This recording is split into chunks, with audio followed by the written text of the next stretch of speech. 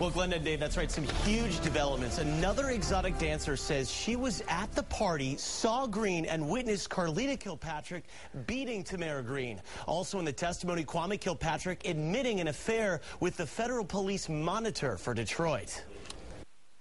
The saga surrounding the never-proven party at the Manoogian Mansion opens up yet another bombshell chapter. A legal brief unsealed today, filed by the attorney for murdered exotic dancer Tamara Greene, contains over 100 pages of testimony, some of it never seen before. It's 131 pages comprising all of the statements and reasons from virtually every fired cop and fired EMS worker in town, detailing the reasons for which Kwame Kilpatrick and the city of Detroit covered up Tammy Greene's murder investigation.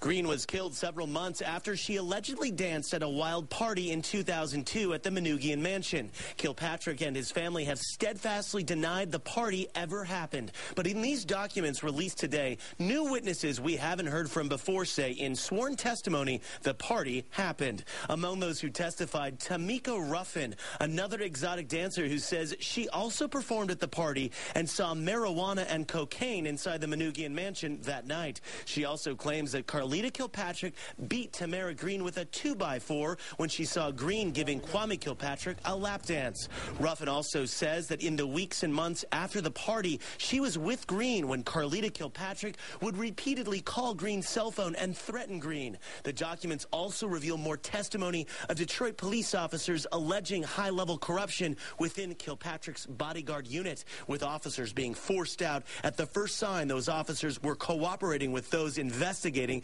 Kilpatrick. The other major bombshell here, Kilpatrick's stated affair with Cheryl Robinson Wood, the federal monitor for the Detroit Police Department. In his testimony, Kilpatrick says he has no recollection of how many times he had sex with Wood. Kwame Kilpatrick and the city of Detroit are guilty here. They know they are. Their actions speak so loudly you can't hear the sounds of their nonsensical ramblings. Look at their conduct. Look what they've done. The unsealed brief was filed in response to the city trying to get this case tossed out. In the newsroom, I'm Tom Waite, Channel 7 Action News.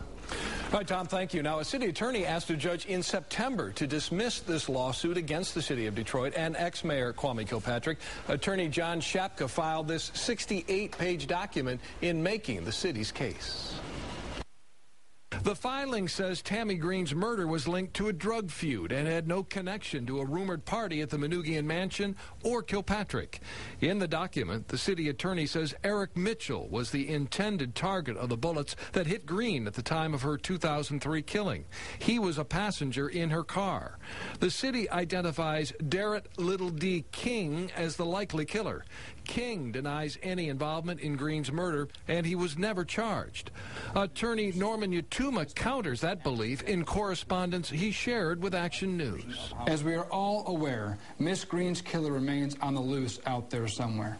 That's John Shapka's personal correspondence to me, January 31, 2010. Derek King has been in jail since 2005.